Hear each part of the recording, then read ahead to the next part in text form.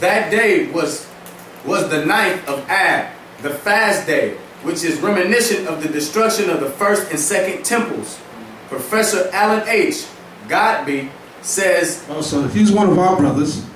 Professor Alan H. Godbey was a professor in Harvard University in the late 1800s. He wrote a book called The Hebrew Myth. Yeah, I'm trying to remember the name of it. I think it's called The Hebrew is a Myth, right? But what he's doing is revealing who the 12 tribes of Israel are. He basically says in his book, they're the Negroes and the Indians of America. But he had to be careful how he worded it, because during that time you had the Ku Klux Klan running around. If he said certain things that was out of pocket, he could get killed. And guess what? He did get killed. He got killed crossing the street. A bus came out of nowhere and hit him. Killed him. So you had to be careful how you spoke in those days. His book right now, if you go on Amazon.com, look up that book. I'm trying to remember the exact name. I think it's Hebrew the Myth. But anyways, that book is running for about $1,500. You said Hebrews a myth? The Myth. Oh, the the Myth. myth. Okay. Right, the Myth. All right. Go ahead. Professor Alan H. Godbey says that the reign of the last Jewish king of Ghana terminated in 1492. In order to satisfy Queen Isabella of Spain, King Manuel of Portugal promulgated a royal decree expelling the Jews and Moors from his country in 1496. So they was kicked out too. But just think about this. This brother put this together. So he probably heard a lot of other things that inspired him to write a book. You know what I'm saying? And it just touched him so much where he had to get the information out there, no matter what. He put it out there for us. You know what I mean? This is the forerunner of a lot of things. You know, we weren't out there on the streets teaching the way that we're teaching now. He said, I got to get this out there, man. My people are destroyed for lack of knowledge. If I tell them this, it might spark something.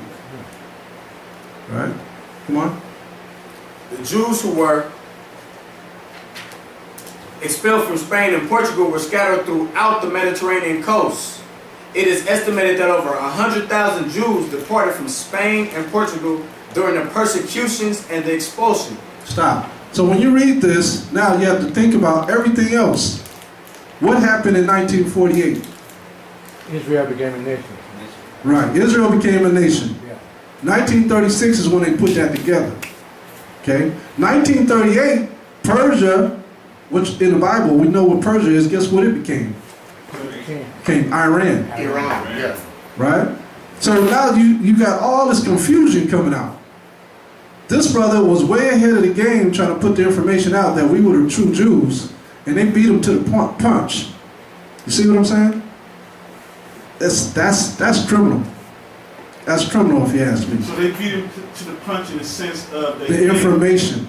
Okay. The information on who are the real Jews. They said, listen, wait a minute, shut that brother up. This brother's about to come out with the information that these blacks we had in slavery all these years are the real Jews. We need to push a lie right now. You know what I mean? Putting the Jewish people in Israel, it's a cover-up. It's a cover-up. That's a cover-up. Let's see, oh, those are the real Those are real. When you go to anybody, ask them on the street, yeah. who are the people of Jerusalem? They're like, oh, that Jewish guy. With the locks, yeah. Not even thinking. Right. So they covered that up quick. That's why in Job 9:24, what does it say? He covers up the judges, he covers up the faces of the judges thereof. All right? Go ahead. It is estimated that over 100,000 Jews departed from Spain and Portugal during the persecutions and the expulsion. Some of these Jews went to Northern Europe, Italy, and Turkey, but most of them went to Muslim countries of Northern and Western Africa. See that? You can stop right there. Oh, go ahead. These black Jews would naturally go to African countries most of all because of less persecution, and they could disguise themselves easily among blacks. Right, when you think of HAMASHAYACH, his father Joseph, he ran in Egypt. Why? To disguise himself. Right? Moses disguised himself. They didn't know he was Israelite. Joseph disguised himself. They didn't know he was Israelite. So all our brothers were doing that in the past. Okay? All right, so we read that. So 1492 was the point. All of this happened during that time. Let's go to Nature Knows No Color Line, page 123. I'm going to bring some scriptures out, but I want y'all to see this and digest it. Okay? Page 123. Yeah, let's read that here.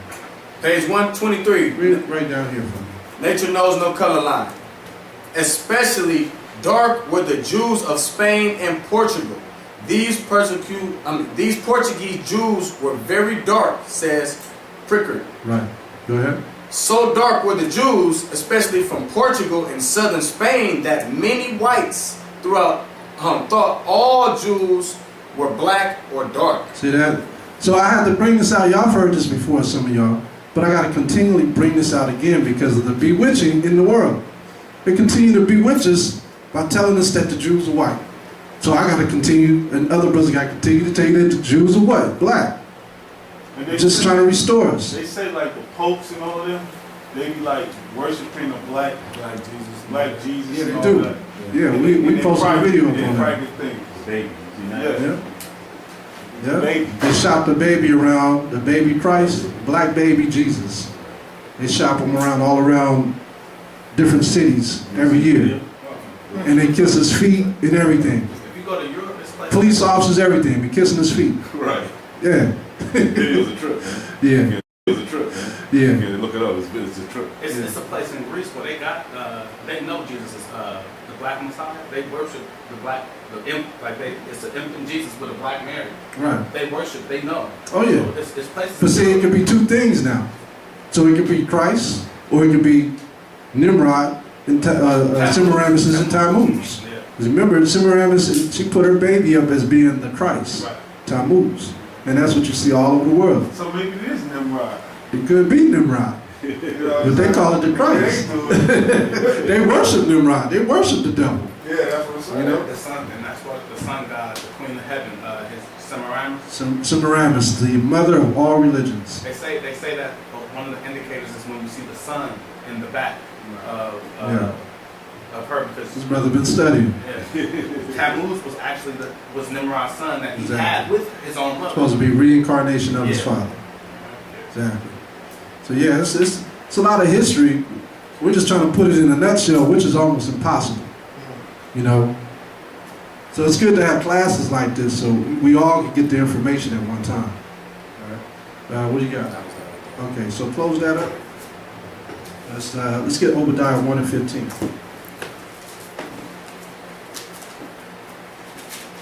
The book of Obadiah, chapter 1, verse 15. Now let's see what the prophecy is. First read verse 1 and then jump to 15. See, this is how you're supposed to read this Bible, man. Not love, love, love, love, love, love, love. Most High does love Israel, but you got to find out what else he's going to do. Because people go to church and they be like, I don't see that he said, that the pastor said anything different. He's great. He gives self-help groups.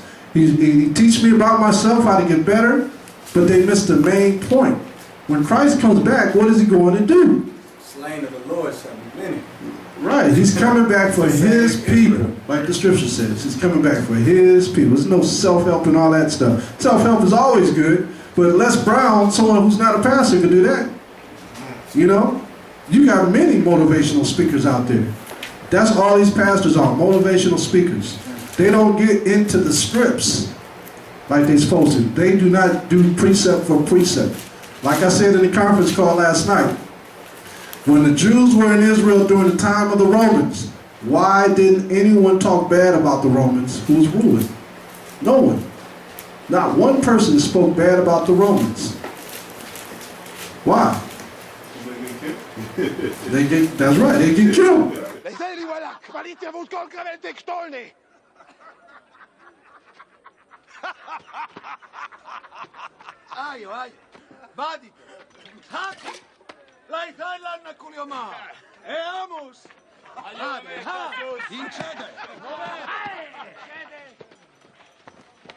Cum. Judeus.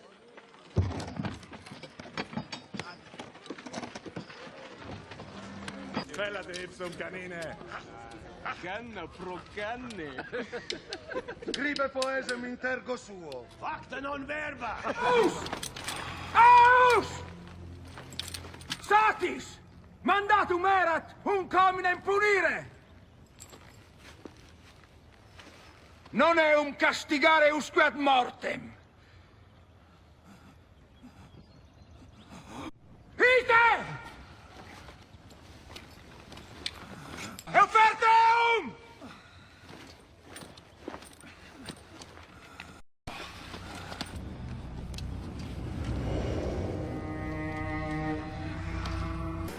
That should be something, because how would you know the Romans got in there if you don't know that some Bibles are missing, some books are missing? Now how'd they even get there? You go from Malachi to Matthew, Matthew, John, Luke. But what happened in between? How did the Romans get there? Malachi wasn't talking about the Romans. So there's something missing. What's missing? The book of Maccabees. When the Greeks came in. Alexander the Greek. People don't even know Alexander the Greek was in the Bible. Conquered the whole Israelite nation. Whole world. Whole world, yeah, exactly. They had no history before him. No history before him at all. They were just barbarians. Cave dwellers. Cave dwellers, exactly. Yeah, Obadiah, read chapter 1, verse 1. Verse 1. Uh-huh. The vision, Obadiah, chapter 1, verse 1. The vision of Obadiah. Thus saith the Lord God concerning Edom. We have heard a rumor from the Lord, and an ambassador is sent among the heathen. Uh-huh. Arise ye, and let us rise up against her in battle. Stop. So here's Obadiah. He got a vision from the Most High, and the Most High is telling him, look, I've heard a rumor from the Lord, from the Most High. An ambassador is sent among the heathen. He says, don't let this beast rise up anymore. Go to verse 15. Now the ambassador is white people? An ambassador is like a representative. Okay. It's like a king sends out somebody with a mouthpiece. I got that. Right. So Edom was that ambassador. No, Edom was the one that the ambassador was speaking on. Let's read it again. Obadiah chapter 1, verse 1. The vision of Obadiah. Thus saith the Lord concerning Edom. Uh-huh. We have heard a rumor from the Lord. From the who? From the Lord. Uh-huh. And an ambassador is sent among the heathen. Among the heathen. Who's the heathen? Edom. Edom is the heathen. So we heard from the Lord through an ambassador. What is an ambassador in the Bible? Who would be considered an ambassador? A messenger. Who do we have for messengers in the Bible? Prophets. Prophets were the ambassadors. Okay, come on. Verse 15. For the day of the Lord is near upon all heathen. Uh-huh. As thou hast done, it shall be done unto thee. Stop. So right there, we're reading verse 15 if y'all need to catch up. Read it again from the top of 15. Verse 15. For the day of the Lord is near upon all heathen. All right, so how come it don't say that he's coming for all the Christians? It says the day of the Most High is near upon all the heathens. Heathens don't mean that you just don't know the Most High. Heathens mean different nations. Heathens is anybody other than Israel. We can look that up in the Bible dictionary. Look that up real quick. Look up the word heathen, because a lot of us grew up with our mamas and grandmamas, big mamas telling you, that boy, he a heathen. Your cousin, he a heathen. Look at him. You don't never go to church. We heard that our whole life. Let's look up what the true definition of heathen is. Read that. Heathen. Bible Compact Dictionary, page 220. Usually used for non-Israelitish people. See that? Usually used for non-Israelite people. And thus has the meaning of Gentiles. Those are the Gentiles. Those are all other nations. Those are not Israelites. So our parents, or grandparents, great-grandparents was using the word heathen wrong. But maybe not, because they said you're acting like a heathen. You know what I'm saying? It's in their spirit to say that. It's in their spirit. You acting like a heathen. A Gentile. All right, go back to 15. Verse 15. For the day of the Lord is near upon all heathen. As thou hast done, it shall be done unto thee. Thy reward shall return upon thy own head. Upon thine own head. Read verse 16. Verse 16. As ye have drunk upon the holy mount, my holy mountain. How they drink upon the Most High's holy mountain? How'd they do that? They conquered us, and then they took the name of the Most High into their mouth. And then what did they start doing? Preaching from the book that belongs to us, telling us that the way they preach is the right way. Not telling us about our heritage, our laws, statutes, commandments. None of that. Go ahead. So shall all the heathen drink continually. Yeah, they shall drink, and they shall swallow down. What does it mean by they shall drink continually? What does it mean by that? They're going to perpetuate the generations coming on forward. Right. So they're gonna drink that destruction, that calamity. The Deuteronomy 28:15 through 68 is gonna fall upon them. It's gonna be in reverse. We're gonna get the blessings, and they're gonna get the curses. Because right now, they have a form of blessing by what? Being rich on the earth, getting whatever they want, killing us in cold blood in the public eye, and getting away with it. That's a blessing for them. They're getting away. We're the ones being cursed. All right? And we can't do nothing about it. But the Most High got something for that. He got a remedy for that. Did you finish that verse? And they shall be as though they had not been. So the Most High is telling us this is what's going to happen. The same things that they have done to you is going to come back on them. Give me Jeremiah 30:16. See, we have to understand when the Most High is speaking through these scriptures, he's speaking poetically, he's speaking prophetically, and he means what he says. This is going to happen. Read. Jeremiah chapter 30, verse 16.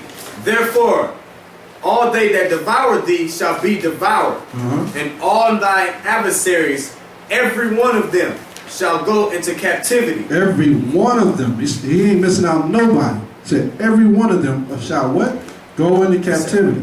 Go ahead. And they that spoil thee shall be a spoil, and all that prey upon thee I will give for a prey. All right, so he's telling you that, but you know how the Christians say this? They say, come to the Lord and be a citizen of heaven. Be a servant of heaven. They're going to serve captivity. We serve captivity. We're in captivity now, right now. Where did the word servant come from? It was a Greek word for servios. Servios.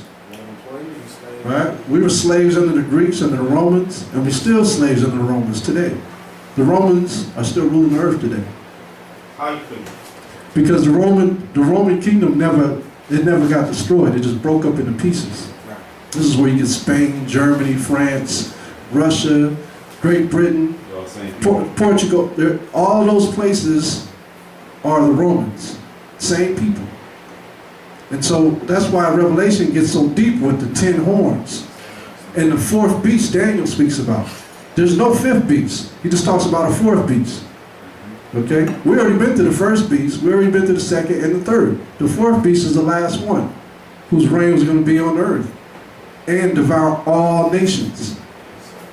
That's the beast that we're still dealing with. That's why Christ said, I will return to pierce those that pierce me, because they were the last nation to pierce them. So he's coming back at the end of their kingdom and pierce them. That's what he meant by that. So this is the fourth beast. This is the Roman Empire still today. They ain't never went away. Who's ruling religiously over the whole earth? Roman Catholic Church. Roman Catholic Church. Okay? Are Roman numerals still in effect? When you watch Super Bowl games, you see Roman numerals, right? You go down to the port, you look at the ships, and they have Roman numerals to tell you how deep that ship is.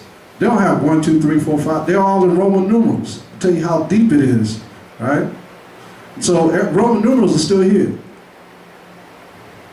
All right? Any other question? That conversation on what he said about like when he was Romans, that's what in Revelation where it say the mortal wound, he healed from his mortal wound, talking about the fall of the Roman Empire, but then they came back into power. That's right. That's the dragon. Okay, yeah. Yep, the head was wounded, but came back. Came back with more pieces, more heads.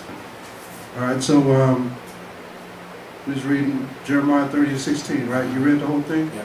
Now, okay, so he said every one of them, right? So go to Exodus 21:16. Who got taken into captivity? Us, right? The Negroes, Latinos, American Indians got taken into captivity and killed off. Right? Read that, Exodus 21, verse 16. Exodus chapter 21, verse The 16. Most High says, look, remember the laws that I produced. They're not going anywhere. The only laws that disappeared is what? Sacrificial laws and judgment laws. But sacrifice now is your body. You're the sacrifice now. Having a humble spirit. Okay? Not an angry spirit. Remember he said, vengeance is mine, not yours. Exodus 21 and 16. Exodus chapter 21, verse 16. He that stealeth a man and selleth him. And selleth him who sold us. Esau. Right. Come on. Or if he be found in his Are hand. we still in his hand? That's We're right. still in the enemy's hand. We ain't escaped. Come on. He shall surely be put to death. See that?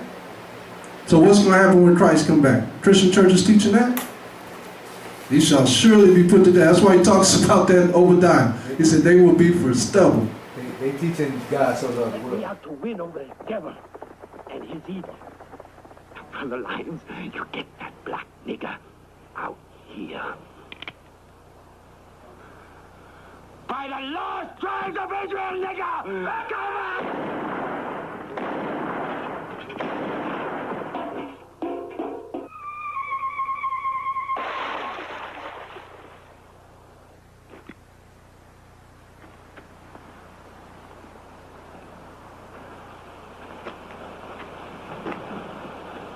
The lost tribes of Israel were black. The lost tribes of Israel were black.